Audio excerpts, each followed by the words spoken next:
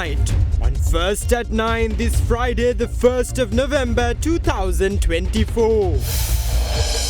Tragedy in the hills. Bus crash in Badulla claims 2 lives, 10 others in critical condition. Impending scrutiny. Sri Lanka's third IMF review to be conducted soon, assures IMF Regional Director. Paying dues. Sri Lanka's outstanding external debt reaches $37.5 billion by June this year. Debt repayments exceed $500 million.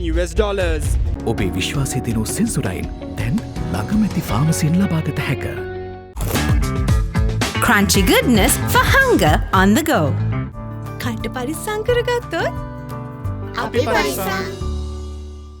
From Derana, this is Derana First at 9. Live from Studio 24 in Colombo. Good evening and welcome to Derana First at 9. I'm Aditya Drisingha joining you live with the latest in Sri Lanka and around the world. Now taking you straight to your top story this evening, Director of the Asia Pacific Department of the International Monetary Fund, Krishna Srinivasan, says the IMF expects to hold the third review of the Extended Fund Facility Program approved for Sri Lanka soon. Addressing a media briefing today, the IMF director said the IMF held talks on the third review with a Sri Lankan delegation who visited Washington, D.C. to participate in the World Bank IMF annual meetings.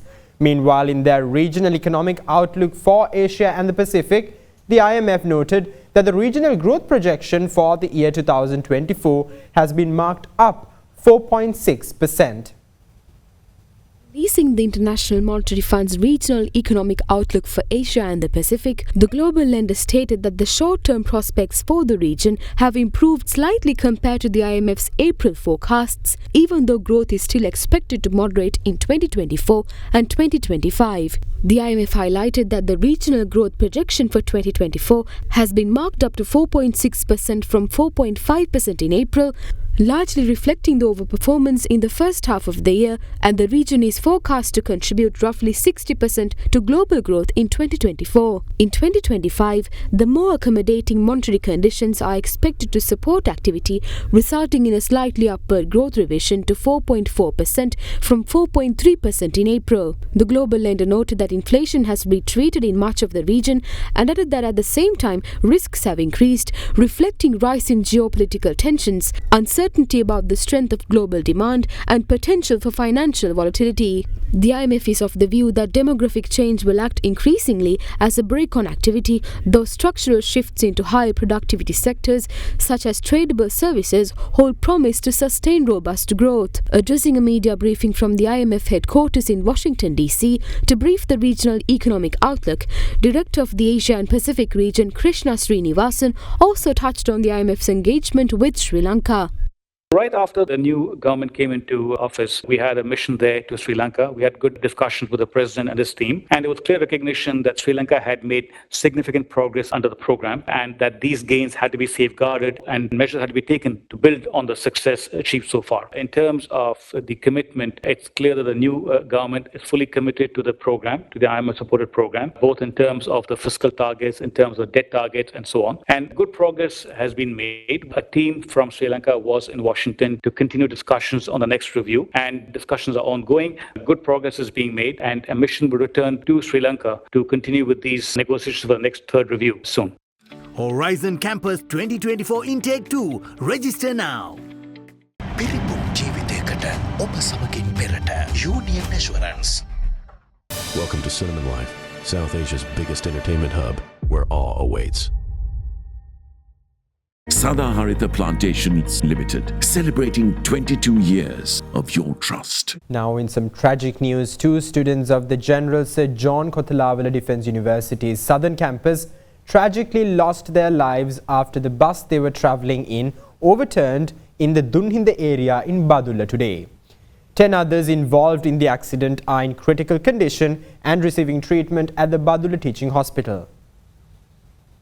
The incident occurred at around 8 am this morning in the Amagahoya area near the Dunhinda waterfall on the Badulla Mahayangane main road. The bus, which was carrying a group from the General Sir John Kotalawala Defence University Southern Campus, had been travelling from Badulla to Ranganigala. The vehicle had veered off the road, struck the embankment on the opposite side and toppled over. 41 people were travelling in the vehicle at the time of the accident. The passengers trapped within the overturned bus were rescued with the intervention of residents.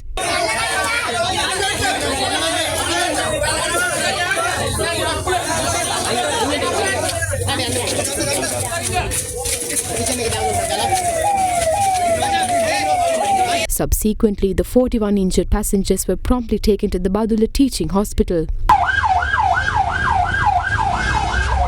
However, 2 of the injured had succumbed to their injuries upon admission. The deceased were identified as 2 23-year-old female students of the university. Police said the deceased were residents of Nivitigala and Kurunagala. According to the Deputy Director of the Badulla Teaching Hospital, Dr. Gayan Kure, 10 of the wounded are in critical condition. 4 of them are currently receiving treatment in the intensive care unit. 4 patients underwent surgeries and are receiving treatment in the intensive care unit at the moment. Preparations are being made to transfer some patients to the KDU hospital or other hospitals in Colombo. Our intensive care unit is operating at maximum capacity at the moment. An attempt was made to transfer a patient in critical condition to Colombo via an Air Force helicopter, but it was unsuccessful due to the inclement weather prevailing in the area. The party of 41 that was travelling in the bus included 2 army personnel, 3 lecturers and several students of the southern campus of the General Sir Kotalawala Defence University. The group had been travelling towards Ranganigala for a field inspection following their overnight stay at the Overmanagement Development Institute in Palgahatana Passara. The overturned bus, which had been obstructing traffic on the Badulla Mahayangane main road for about an hour, was cleared off the road with the combined efforts of the police, the army and residents. Although the reason of the accident is yet to be ascertained, police conjecture that the bus had suffered a brake malfunction and was travelling at a high speed down the sloped road, which caused it to collide with the embankment.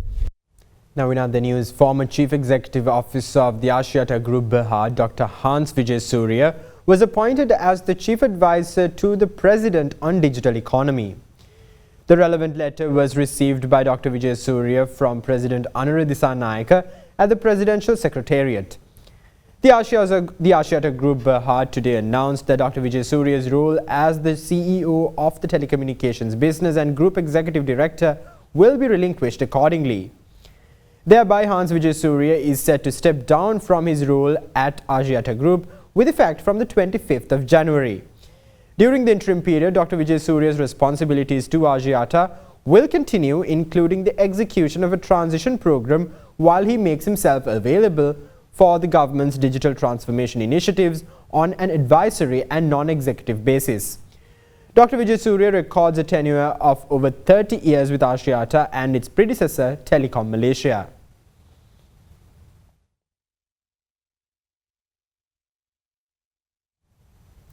Pivithuru Helorume leader Uday Gammampila alleges that the government will readopt UNHRC Resolution 31/1, which will see the persecution of Sri Lankan war veterans recommence. Gammampila is of the view that the government shields Ravi Seneviratne and Shani Abesekara despite them being implicated in the Easter Sunday terror attacks because of their importance for the purpose. The public petition titled "Remove Accused Officials from the Top Positions of the Police Immediately" was launched earlier today at the Pivithuru Helorume headquarters in Pitakotte under the patronage of party leader Uday Gammampila.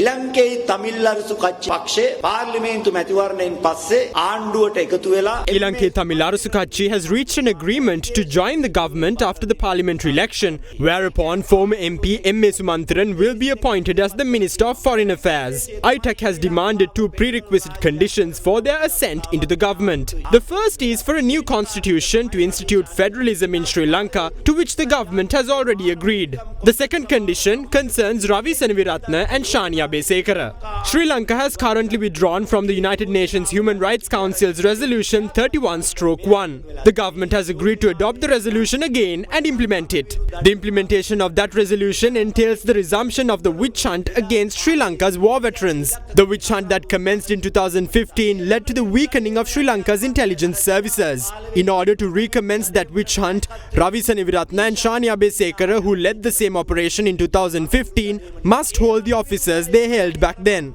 That is why the government has decided to shield them unconditionally, despite them being implicated in the Easter Sunday terror attacks. අන්න ඒ නිසා තමයි රාස්කු ප්‍රයාරේ චුදිතයන් වුවත් ඒ අයව රැකගන්න ආණ්ඩුව කොන්දේසි විරීතව තීරණය කළා තියෙන්නේ.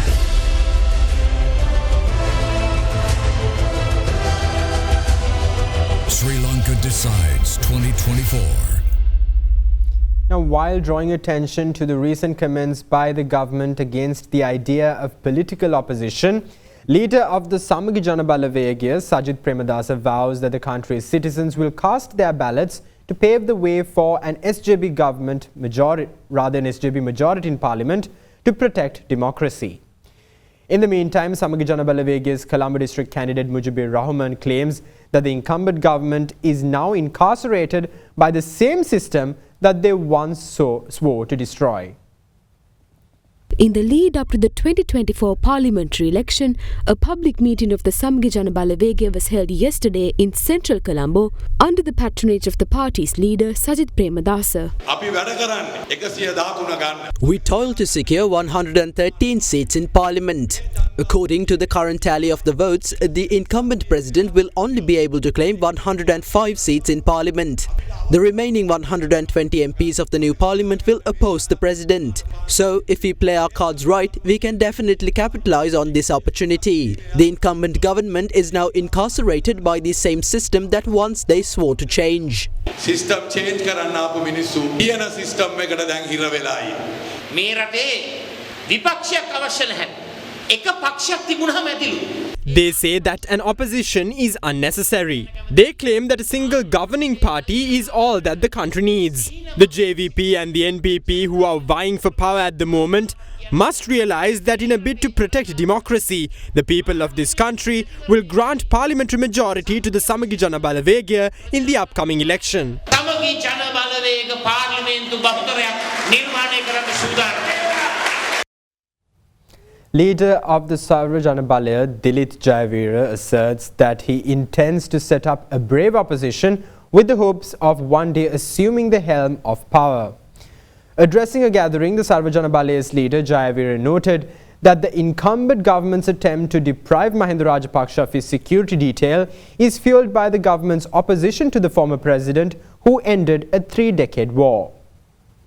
The Maharu electorate rally of the Sarva Jana Balaya was held yesterday under the patronage of Sarva Jana Balaya's leader Dilith Jayavira. This government must take on the responsibility of ensuring Mahinda Rajapaksa's safety. At the outset of the election campaign, it seemed as if the National People's Power would secure about 125 seats in parliament. However, now securing 113 seats seems to be a challenging task for them. Sarva Jana Balaya is a political alliance making strides at the moment. History creates the right people at the right time. This is the modern Bandaranayaka. We will direct him and take him to new heights. We will unite with all patriots of this nation to lead this political movement. We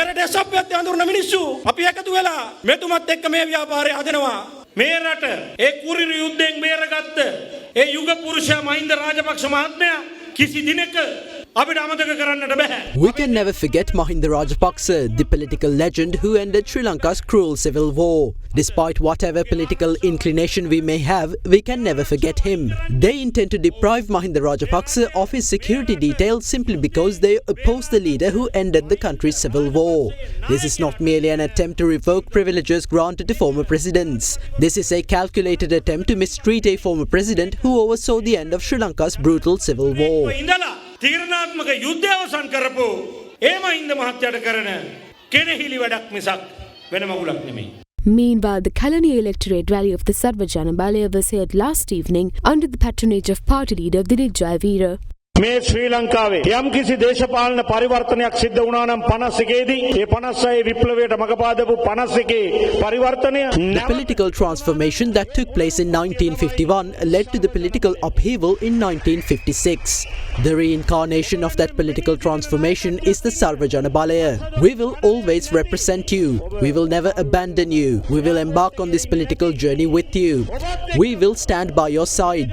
That is the kind of leadership we possess. We aspire to form the opposition. Our opposition will be a brave opposition. That brave opposition will not remain in the opposition forever. Our opposition will take over power bravely. However, in trying to gain power, we will not sabotage anyone. කියන්නට ඕන මේ විපක්ෂයේ එන්නේ බලය ගන්නයි එඩිතරව. හැබැයි කකුලෙන් ඇදලා නෙමෙයි. Now, Kalathura District Parliamentary candidate of the Sri Lanka Podujana Peramuna, Sanjeev Edirimana, is of the view that the incumbent government must shoulder the responsibility if any harm were to befall former President Mahinda Rajapaksa. Meanwhile, Kalathura District candidate of the National People's Power, Dr. Nalinda Jayatissa, asserted that sufficient security has been granted to the former president based on the threat assessment report obtained from the Security Council and intelligence services. With that, here's a look at more opinions expressed by politicians ahead of the parliamentary election. භෞතික වශයෙන් උතුරේ නැගෙනහිර මේ ශ්‍රී ලංකාවේ LTT සංවිධානයේ මර්ධනය කළාට ඊට අදාළ දෘෂ්ටිවාදය මේ ලෝකේ තාම අවසන් නැහැ. එහෙනම් මහින්ද රාජපක්ෂට ආරක්ෂාවක් හිමි යුතු නැද්ද? අනුර කුමාර දිසානායක ගරු ජනාධිපතිතුමනි, මහින්ද ජනාධිපතිතුමාට පුංචි හරි කරදරයක් වුණොත් ඔබ ප්‍රමුඛ ඔබේ ආණ්ඩුවේ වගකීම බාරගත යුතුමයි. ඇයි මහින්ද රාජපක්ෂ ජනාධිපති විතරක් අමුතු ආරක්ෂාවක්? අපි මේ කරලා තියෙන්නේ මොකද්ද? යුද්ධය අවසන් වෙලා අවුරුද්දක් ගියාම එයාම ගහපු චක්‍රලේඛයක් අරගෙන එයාටම ඒක ක්‍රියාත්මක කරලා පෙන්නුවා. එක් කෙනාගේ ආරක්ෂාවට තිබෙන තර්ජනය ආරක්ෂක මණ්ඩලය බුද්ධි වාර්තාවලින් අරගෙන තමයි ආරක්ෂක අමාත්‍යාංශය අවශ්‍ය ප්‍රමාණයට ආරක්ෂාව ලබා දෙනවා. බය වෙන්න එපා.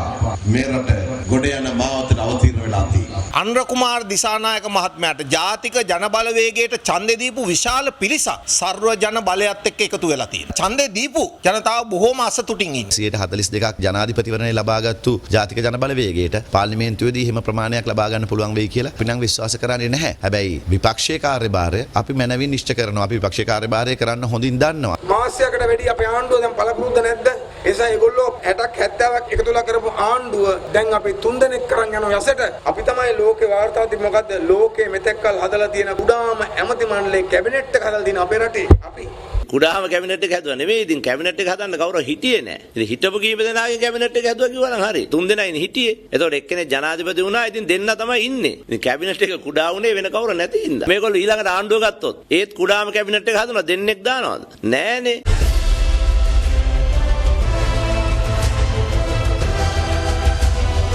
Sri Lanka decides 2024. Now, the President's Media Division clarifies that the widely circulating reports of a reduction to former President Mahinda Rajapaksa's security detail are completely false. This clarification came against a backdrop where several former parliamentarians claimed publicly that the government has taken measures to reduce the security of the former president. On the 19th of October, the Department of Government Information noted that privileges accorded to the former presidents have not been withdrawn. The statement said that former heads of state still retain their privileges.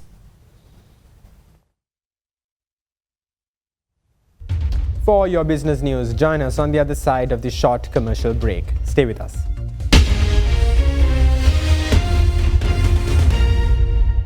Fast track your career from O-Levels with eSoft. After O-Levels, start your Australian university degree in just 8 months with ACVT's Foundation Program. Enrollments close on 21st October. Call 071 115 1234 for Colombo or 077 011 3223 for Kandy. Diabetesol, සීනිවලින් පරිස්සම් වන ඔබට අමතක නොවන පෝෂණය. Prime Group ලංකාවේ ප්‍රථම වතාවට හඳුන්වා දෙන land leasing ලේසියෙන් මීටමක්.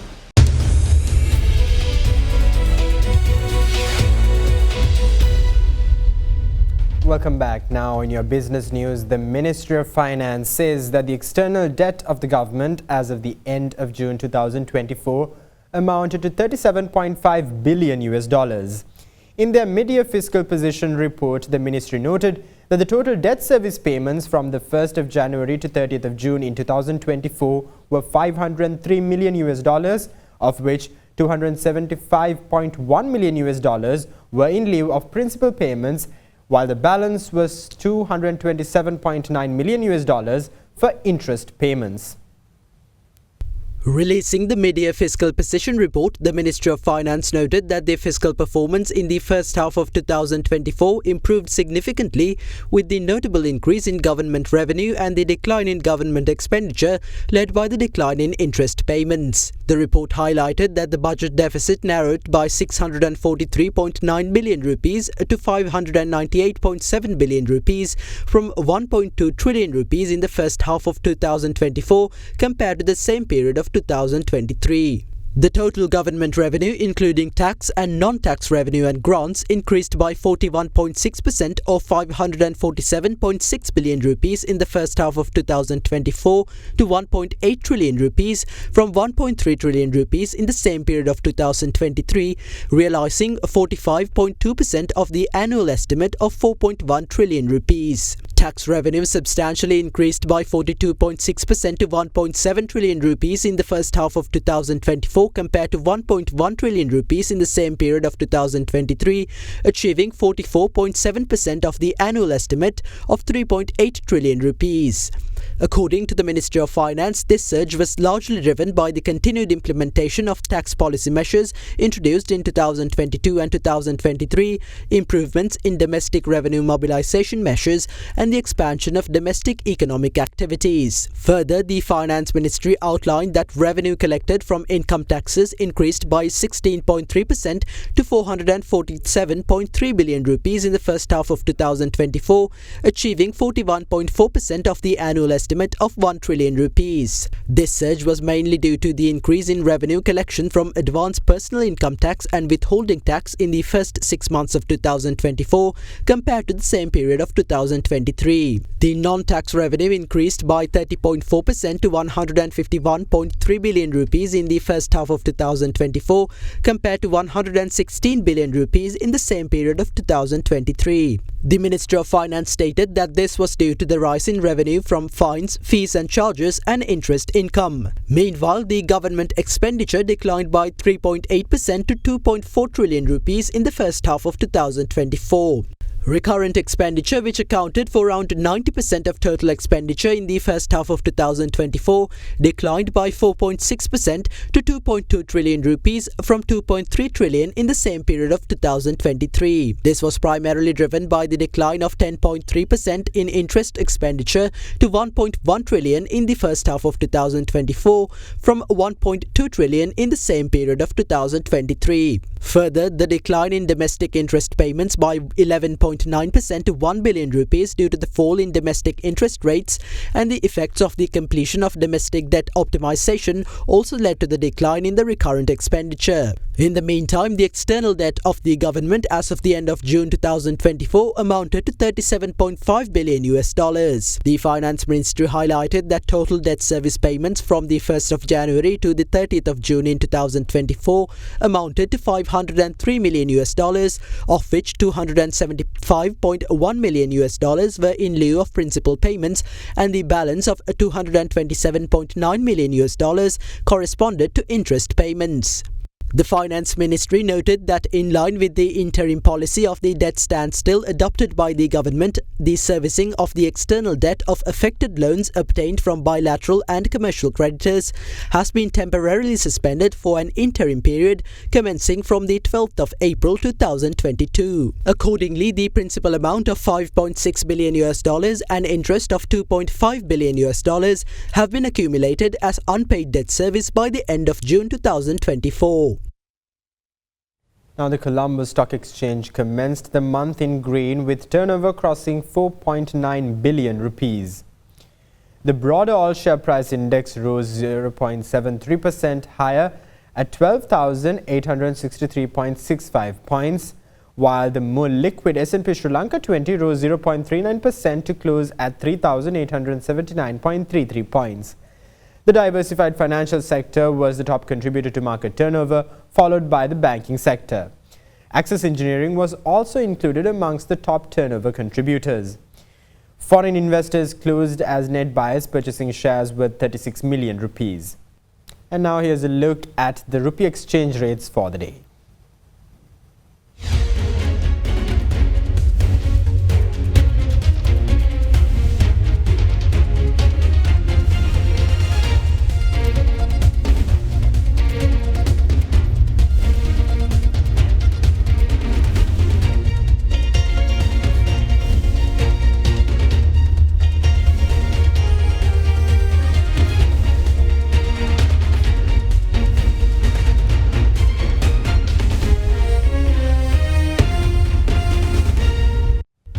That's all the news we have for you tonight. Thank you. Have a great night.